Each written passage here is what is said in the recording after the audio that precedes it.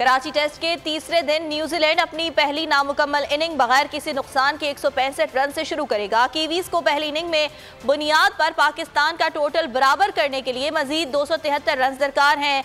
Tom Latham 78 और David Conway 82 run बनाकर crease पर मौजूद हैं। पाकिस्तानी टीम पहली इनिंग में 438 रन बनाकर ऑल आउट हो गई थी।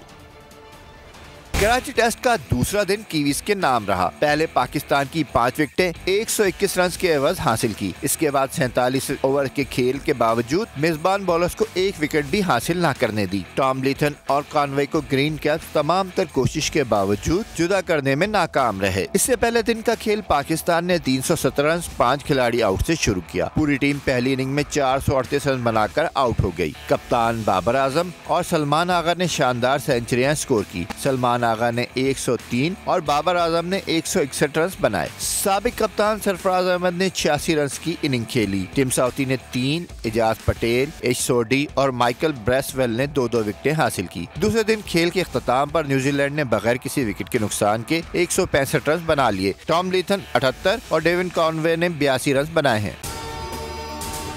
अगर आपको ये वीडियो पसंद आई तो लाइक पर क्लिक करें।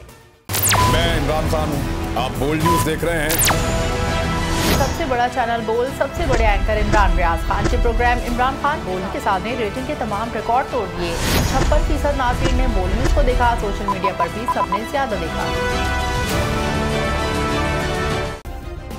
सब्सक्राइब करें और बेल दबाएं ताकि कोई खबर रह न जाए।